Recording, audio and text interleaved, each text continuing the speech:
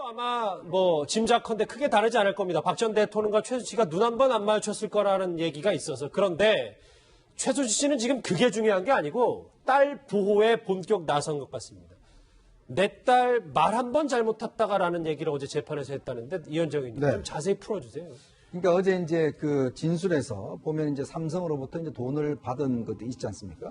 220억 정도를 요구를 해서 돈을 받았다고 하는데 지금 최순실 씨의 일관된 주장 그겁니다. 본인들이 직접적으로 돈을 요구해서 받은 것들이 아니고 예를 들어 삼성에서 말 제공한 것도 삼성에서 그냥 제공했는 걸 우리가 타기 싫은 걸 억지로 탔다. 뭐 이런 식으로 지금 변명을 하고 있는 거예요. 그러니까 즉 자신의 딸이 예를 들어 삼성에 제공한 말을 한번 잘못 탔다가 이 모양 됐다라고 해서 뭐 아주 좀 방송하기 부적합한 이야기까지 하면서 그렇게 이제 재판장한테 이야기를 했거든요. 그것도 굉장히 빠른 말투로 아주 격정적으로 이제 그 말을 했습니다. 그러니까 오죽 그 말을 빠르게 했으면 재판장이 좀 흥분하지 말고 진정해서 이야기하라 이렇게 이야기를 하니까 최순실 씨가 아니 딸이 이제 갑자기 들어온다니까 내가 지금 흥분이 돼서 말을 이렇게 한다라고 이야기를 하고 있는 거예요. 그러니까 최순실 씨 생각은 그겁니다. 본인들이 뭔가 삼성한테 요구해서 삼성으로부터 지원을 받고 말을 왜 지원 안 해주느냐 계속 전화하고 그런 증황들을 보면 이미 다 나와 있지 않습니까? 근데 지금 주장은 엉뚱하게도 아니 정유라가 말 타기 싫은데 삼성이 제공해주려 억지로 탔다가 지금 이렇게 인생이 이렇게 됐다 이렇게 주장하고 있는 거거든요. 그러니까 정말 적반하장도 정말 이런 적반하장이 없는 것 같아요. 그러니까 모든 사실 자체를 그냥 거꾸로 이야기하고 있는 그런 상황 같고 특히 또 이제 정유라가 내일 아마 귀국을 하기 때문에 그렇죠. 정유라 귀국을 해서 도대체 무슨 이야기를 할지 지금 본인도 아마 제가 볼 때는 가늠하기 힘들 것 같고 또 오랫동안 어떤 면에서 보면 딸과 헤어져 있다가 이제 어떤 만날 수 있는 기회가 생겼지 않습니까? 그렇기 때문에 아마 본인이 상당히 좀 흥분된 상태가 아닌가 그렇게 생각이 듭니다. 시청자를 위해서 잠깐만 그 말 부분을 설명을 드리면요. 그때 이제 말을 달라 하니까 삼성에서 삼성 명의로 해서 빌려준 거 처음에 맞습니다. 그게 비타나버이라는 말인데 약 20억 정도 하는 명마입니다. 근데 이걸 빌려주니까 우리가 이러려고 말 달라 했는데 아주 강하게 항의를 해서 사실은 그거보다 더 명마인 30억짜리에 상황하는 블라디미르로 바꿔주세요. 그러면서 소유권 이전을 해줬죠. 삼성에서. 그럴 만큼 실질적으로 요구했고 요구에 대해서 삼성이 그만큼 지원을 했는데 뭐 어쩌다 말 한 번 잘못해서 이렇게 됐다는 것은 정말 납득할 수 없는 정반대의 진술을 하고 있다 이렇게 보입니다. 예, 실제로 백 변호사님 오늘 오전 공판에서도 최순실 씨가 뭐 직접 증인 신문까지 지금 하고 있다고 하는데 저는 검사 측에 뭐 소리치고 자신을 기소한 검사들에게 막 흥분을 하는 모습을 보면 보통 사람은 아니구나 이런 생각이 들어요. 사실 저는 법정에서 피고인이 직접 신문하는 것도 거의 못 봤어요. 왜냐면 변호인이 좀 하는 정도 아니면은 뭐 검사 측에서 하면 변호인한테 이런 거 좀 질문해 주세요 하지 본인이 직접 하는 경우도 못 봤는데 최순실 씨는 지금 뭐 꽤 여러 번 지금 혼자 하고 있죠.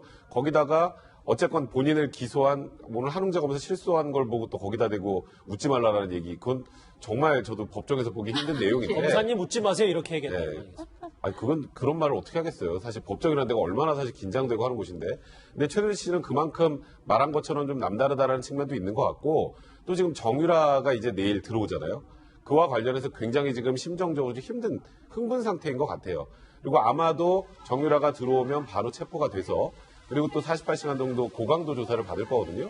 그 과정에서 지금 뭐 일각에서는 뭐 최순실과 이경재 변호사 통해서 어느 정도 정리가 됐고 준비가 됐으니까 들어오는 거다라고 하는데 최순실은 갇혀 있는 사람이고 이경재 변호사가 지금 한국에 있지 거기 덴마크에 있지 않잖아요. 그럼 결국 그 현지에서 뭐 도와주고 정리하는 정도일 텐데 그거 가지고는 이런 표현 뭐하지만 사실 검찰의 조사에 응할 때 준비가 됐다라는 표현을 쓰기조차 민망한 상황일 겁니다. 근데 그런 거에 대한 여러 가지의 부담감 뭐 그런 부분들 때문에 사실 법정에서 정말 듣기 힘든 검사한테 웃지 마세요. 이거 반대로도 잘 안 하는 거거든요. 검사가 피고인한테 잘 안 하는 거를 검사를 보고 했다라는 뭐 그런 생각이 드네요. 예, 근데 정말 이렇게 이례적이라면 뭐 책상까지 치고 막 그랬다는데 변호인의 어떤 조력이 들어간 건가요? 아니면 개인의 돌발적인 행동인가요? 사실 변호인은 그러면 대부분 제지를 하죠. 왜냐하면 법정에서 그런 태도들이 재판장에게 절대 좋게 보이지 않거든요. 마이너스가 되면 그럼 양형에서 당연히 불리하게 작용을 하기 때문에 변호사가 제지를 해야 되는데 제가 보기에 이경재 변호사가 제지할 수 있는 수준을 넘어서는 것 같아요. 최순실 씨가. 그러다 보니까 이제 아마도 이경재 변호사는 약간 제지를 하려고 했을 텐데 최순실이 자기가 격정적으로 흥분해서 하는 것을 변호인이 또 계속 막기도 좀 힘든 상황이지 않았을까 하는 생각이 좀 듭니다. 최순실 씨가 이 딸 정유라 씨 얘기에 흥분하는 건 사실 어제 오늘 일은 아닙니다. 지난 1월 헌법재판소에서 이렇게 얘기한 바 있습니다. 이거에 대해서는 제가 설명하고 싶은데요. 걔가 우승을 하고 안 하고는 우승이 개념이 아니라 1, 2, 3 등 점수가 매겨지는 건데 저는 그런 거에 관여한 적도 없고 그것 때문에 계속 얘가 상처를 받고 그냥 그 언론의 그런 압박 때문에 애가 완전히 잘못 나가가지고 걔 인생이 정말 지금 저렇게 될 정도로 저렇게 됐는데 그건 정말 억울한 부분입니다. 근데 저희가 그냥 단순히 예측했을 때도 상당히 지금 긴장된 게 최순실 씨에게 느껴지는데도 이 법조 출입 기자들 얘기 진짜 조마조마했다는 얘기가 지금 계속 공공연하게 나오고 있어요. 네, 그렇습니다. 사실 이제 그 정유라 씨와 관련해서는 이경재 변호사가 그 라디오 인터뷰를 잘 안 해요. 물론 이제 최순실 씨가 재판을 받고 있는 관계로 자기의 의뢰인이 재판을 받고 있으니까 자기가 라디오 나가서 어떤 발언을 하면 도리어 의뢰인한테 불리할 수 있으니까 라디오에 안 나가겠죠. 그런데 전격적으로 어떤 아침 라디오에 나와서 발언하기 시작해요. 멘트를. 그러고 보니까 그날 오전에 바로 단독 기사가 나옵니다. 모 방송국에서 정유라 귀국. 그러니까 정유라 귀국에 맞춰서 이경재 변호사는 사실 그날 방송을 한 거예요. 잠시만요. 그러면 말씀하셨던 그 라디오 인터뷰가 저희가 준비가 돼 있는데 이경재 변호사가 그러니까 어제 이제 귀국한다, 이제 모레 귀국한다는 단독 보도 전에 어떤 얘기를 했는지 직접 목소리 들어보시죠. 이경재 변호사의 목소리가 준비가 됐나요? 한번 같이 집중해서 들어보실까요? 이제는 들어올 시기가 됐다. 이렇게 조언을 한 겁니다. 그래서 갑자기 하거나 그런 건 아닙니다. 향후 이루어지는 공판에서 뭔가 심경의 변화를 일으킬 가능성 이런 것도 있습니까? 전혀 없습니다. 지금 만약에 상황에 변화가 있을 수 있다면은 그 엄중한 특수본 1기, 2기, 그 다음에 특검 수사 이런 과정에서 드러날 것은 다 드러났습니다. 그래서 정유라가 입국해서 조사받는다 해서 달라질 부분은 없습니다. 이게 천하에 특별한 건 없는 겁니다. 예, 이종호 씨. 예, 바로 저 대목이에요. 저 라디오 방송은 아직 정유라가 귀국하기 전이에요. 귀국한다는 보도가 나오기 전에 지금 이 정유라 귀국과 관련해서 언급을 하기 시작했습니다. 그리고 귀국한다고 해도 달라질 것이 없다. 일정 정도는 자신이 있다고 저는 읽혔어요. 나중에 귀국한다는 어떤 보도가 나오고 더불어 다시 한번 이경재 변호사의 어떤 워딩을 꼼꼼히 이렇게 살펴본 결과 이경재 변호사는 이미 알고 있었다. 지금 귀국하는 어떤 날짜와 어떤 경유지. 그런데 알고 있으면서 자신이 스스로 어쨌든 인터뷰에 응한 건 정유라와 관련한 어떤 이 목적이 있었다. 그러니까 뭔가를 밝히려는 목적이 있었다. 3.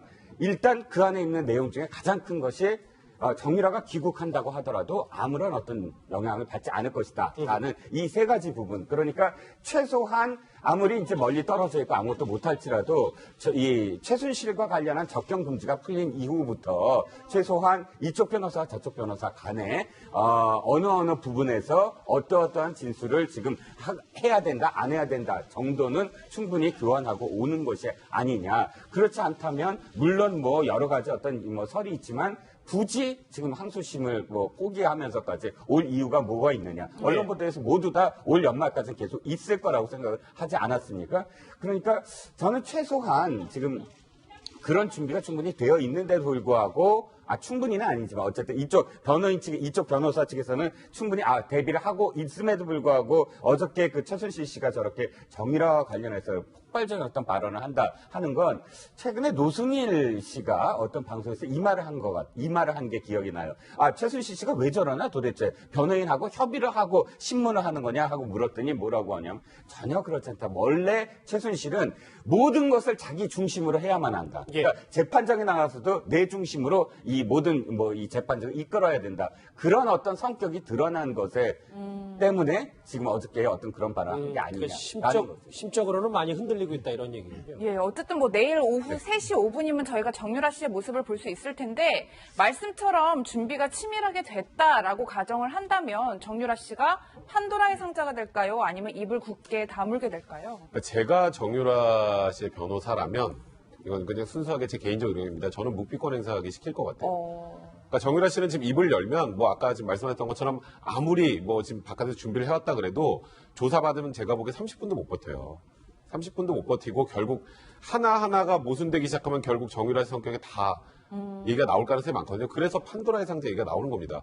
그러니까 정유라 씨는 사회 경험도 거의 없고 그냥 소위 말만 좀 타고 어렸을 때부터 굉장히 오냐오냐고 곱게만 자랐잖아요. 그리고 굉장히 좀 아나무인 성격이라는 얘기까지 나오는 상황이라면 그런 사람들은 검찰청 들어오면 정말 못 버팁니다. 그래서 아마도 저는 그래서 묵비권 행사할 가능성이 좀 있지 않을까. 제가 오늘 아침 다른 방송에서도 묵비권 행사 가능성을 언급을 했는데 지금 최상의 방법은 정유라는 일단 현재 받고 있는 혐의는 입시비리입니다. 그죠? 그럼 업무방해죄거든요. 업무방해죄도 사실상 최순실이 주범, 정유라는 공범이에요. 지금 분위기로 보면. 예. 그러면은 사실 뭐 실형이 선고될 가능성도 어찌 보면 높은 상황이 아니란 말이에요. 국민적 비난 가능성이 굉장히 높지만 그러면 객관적인 증거를 검찰에서 계속 들이밀어서 기소를 할 거면 하는 거고 그게 아니고 뭔가 새로운 게 나오지 않으면 그냥 아무 얘기도 안 하는 게 오히려 본인을 위해서나 본인의 엄마를 위해서 낫다라고 판단을 할 가능성이 높지 않을까. 근데 이제 변호사가 묵비권 행사라고 조언을 해도 정유라 씨가 들어가서 얘기를 하기 시작하면 그것도 예측이 안 돼요. 본인이 싫으면 그만이겠죠, 이 정유라 씨도. 왜냐하면 이 폭탄이 뭐 검찰도 이 폭탄을 좀 유의해 주시하고 있지만 엄마인 최순실 입장에서도 얼마나 럭비공 같은 딸이 지금 조마조마하겠어요. 그러니까 정유라 씨 변호인이 그러니까 딸이 어떤 행동을 할지 몰라서 변호인이 필요한 생활이 발생할 수도 있고 최순실 변호인 측이 이제 비공개로 공항에 변호인들을 대기시켜 놓는다는 얘기가 있더라고요. 그렇죠. 지금 이제 정유라를 이제 그 데려오기 위해서 우리 측 검사와 관계자들 한 6명 정도가 이제 지금 덴마크로 가 있습니다. 특히 덴마크로 갔다가 이제 네덜란드에서 트랜짓을 하거든요. 그러니까 그렇게 경우에는 환승을 하죠. 그렇죠. 환승을 하는데 문제는 이제 환승하는 이쪽 네덜란드는 사실 덴마크 법이 적용되지 않은 곳이에요. 그렇다고 한다면 여기서도 어떤 일을 할지 모르거든. 지금 우리가 체포영장이 있지만 체포영장을 일단 국내에 들어와야지만 일단 이제 집행을 하게 돼 있지 않습니까? 그렇기 때문에 일단은 아마 그쪽 사법당국하고 협조를 구해서 최소한 정유라 씨가 어떤 다른 행동을 못하도록 조금의 어떤 좀 옆에서 이제 본다든지 아마 그쪽 당국에서도 좀 제한을 한다든지 이런 식으로 할 겁니다.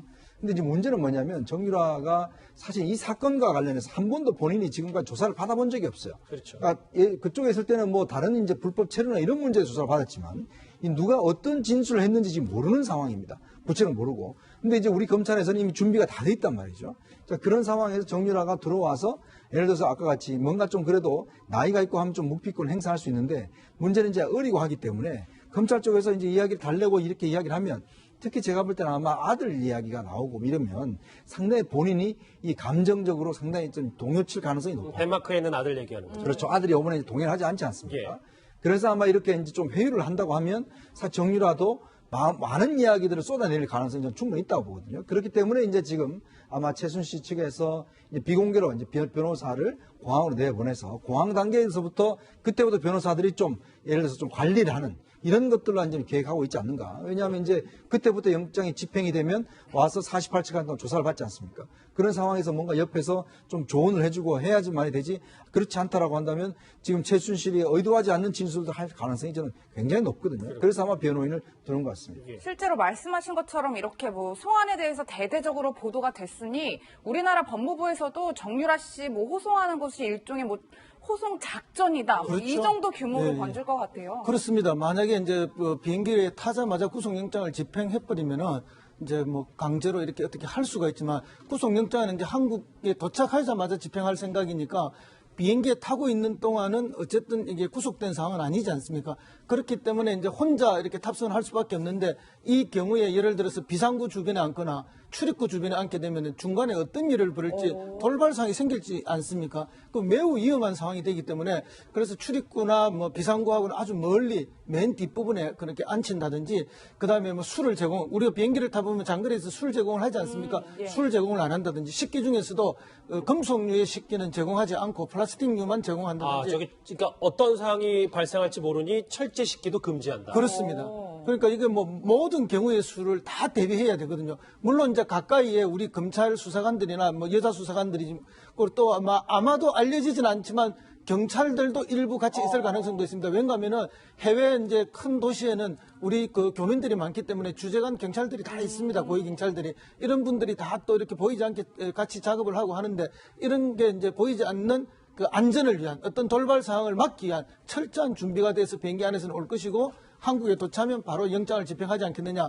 그럼 이제 비행기 안에서 영장을 집행하면 수월한데 관리가 더 그리하지 않는 이유는 이제 구속 만료 기간이라는 게 체포영장 48시간이거든요. 그런데 비행기에 타자마자 미리 집행을 해버리면 시간이 흘러가니까. 오는데 12시간씩 이렇게 걸리니까 뭐 그런 걸 대비해서 아마 이렇게 하고 있지 않나 이렇게 보입니다. 예, 일단 뭐 한국 우리 시간으로 오늘 밤 11시에 네덜란드에 도착해서 내일 오후 3시에 이 한국으로 입국하는 정유라 씨입니다. 한번 어떤 말을 할지 진짜 궁금한데 저희도 주목을 좀 해보겠습니다. 박 전 대통령 재판과 정유라 씨 마이너스가 되면 그럼 양형에서 당연히 불리하게 작용을 하기 때문에 변호사가 제지를 해야 되는데 제가 보기에 이경재 변호사가 제지할 수 있는 수준을 넘어서는 것 같아요. 최순실 씨가. 예. 그러다 보니까 이제 아마도 이경재 변호사는 약간 제지를 하려고 했을 텐데 최순실이 자기가 격정적으로 흥분해서 하는 것을 변호인도 계속 맡기도 좀 힘든 상황이지 않았을까 하는 생각이 좀 듭니다. 최순실 씨가 이 딸 정유라 씨 얘기에 흥분하는 건 사실 어제 오늘 일은 아닙니다.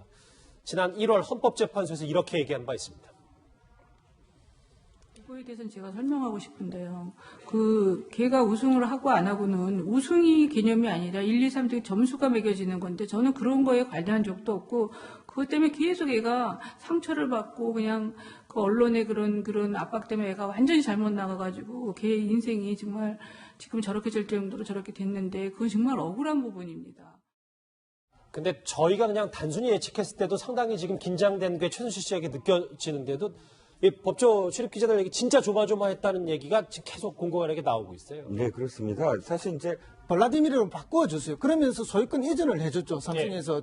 그럴 만큼 실질적으로 요구했고 요구에 대해서 삼성이 그만큼 지원을 했는데 어쩌다 말 한번 잘못해서 이렇게 됐다는 것은 정말 납득할 수 없는 정반대의 진술을 하고 있다 이렇게 보입니다. 예, 실제로 백 변호사님 오늘 오전 공판에서도 최순실 씨가 직접 증인 신문까지 지금 하고 있다고 하는데 저는 검사 측에 소리치고 자신을 기소한 검사들에게 막 흥분을 하는 모습을 보면 보통 사람은 아니구나 이런 생각이 들어요. 사실 저는 법정에서 피고인이 직접 신문하는 것도 거의 못 봤어요. 그냥 변호인이 좀 하는 정도 아니면은 검사 측에서 하면 변호인한테 이런 거 좀 질문해 주세요 하지 본인이 직접 하는 경우도 못 봤는데 최순실 씨는 지금 꽤 여러 번 지금 혼자 하고 있죠. 거기다가 어쨌건 본인을 기소한 오늘 한웅재 검사 실소한 걸 보고 또 거기다 대고 웃지 말라라는 얘기 그건 정말 저도 법정에서 보기 힘든 내용인데 검사님 웃지 마세요 이렇게 얘기했다. 아니 그건 그런 말을 어떻게 하겠어요. 사실 법정이라는 데가 얼마나 사실 긴장되고 하는 곳인데 근데 최순실 씨는 그만큼 말한 것처럼 좀 남다르다라는 측면도 있는 것 같고 또 지금 정유라가 이제 내일 들어오잖아요. 그와 관련해서 굉장히 지금 심정적으로 좀 힘든 흥분 상태인 것 같아요. 그리고 아마도 정유라가 들어오면 바로 체포가 돼서 그리고 또 48시간 정도 고강도 조사를 받을 거거든요.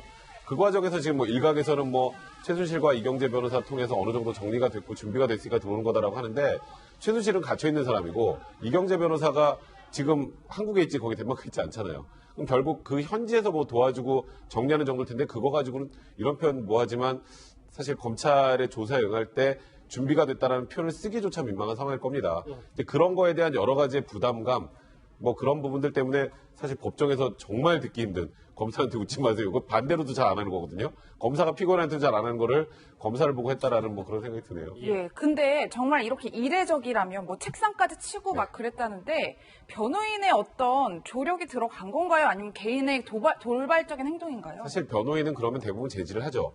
왜냐하면 법정에서 그런 태도들이 재판장에게 절대 좋게 보이지 않거든요. 그러니까 내가 지금 흥분이 돼서 말을 이렇게 한다라고 이야기를 하고 있는 거예요. 그러니까 최순실 생각은 그겁니다. 본인들이 뭔가 삼성한테 요구해서 삼성으로부터 지원을 받고 말을 왜 지원 안 해주느냐 계속 전화하고 그런 증황들을 보면 이미 다 나와 있지 않습니까? 근데 지금 주장은 엉뚱하게도 아니 정유라가 말 타기 싫은데 삼성이 제공해주고 억지로 탔다가 지금 이렇게 인생이 이렇게 됐다. 이렇게 주장하고 있는 거거든요.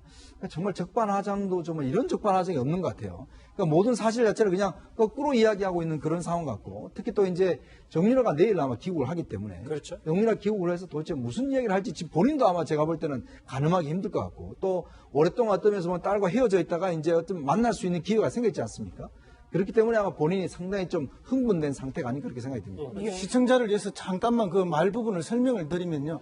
그때 이제 말을 달라 하니까 삼성에서 삼성 명의로해서 빌려준 거 처음에 맞습니다. 그게 비타나버이라는 말인데 약 20억 정도 하는 명마입니다. 근데 이걸 빌려주니까 우리가 이러려고 말 달라 했나 이렇게 아주 강하게 항의를 해서 사실은 그거보다 더 명마인 30억짜리에 상황하는 도 아마 짐작컨대 크게 다르지 않을 겁니다. 박 전 대통령과 최순실 씨가 눈 한 번 안 마주쳤을 거라는 얘기가 있어서 그런데 최순실 씨는 지금 그게 중요한 게 아니고 딸 보호에 본격 나선 것 같습니다. 내 딸 말 한 번 잘못했다가라는 얘기를 어제 재판에서 했다는데 이현정 의원님 좀 자세히 풀어주세요. 그러니까 어제 이제 그 진술에서 보면 이제 삼성으로부터 이제 돈을 받은 것도 있지 않습니까? 220억 정도를 요구를 해서 돈을 받았다고 하는데 지금 최순실의 일관된 주장 그겁니다. 본인들이 직접적으로 돈을 요구해서 받은 것들이 아니고 예를 들어 삼성에서 말 제공한 것도 삼성에서 그냥 제공했는 걸 우리가 타기 싫은 걸 억지로 탔다. 뭐 이런 식으로 지금 변명을 하고 있는 거예요. 그러니까 즉 자신의 딸이 예를 들어 삼성에 제공한 말을 한번 잘못 탔다가 이 모양 됐다라고 해서 뭐 아주 좀 방송하기 부적합한 이야기까지 하면서 예. 그렇게 이제 재판장한테 이야기를 했거든요. 그것도 굉장히 빠른 말투로 아주 격정적으로 이제 그 말을 했습니다. 그러니까 오죽 그 말을 빠르게 했으면 재판장이 좀 흥분하지 말고 진정해서 이야기하라 이렇게 이야기를 하니까 최순실 씨가 아니 딸이 이제 갑자기 들어온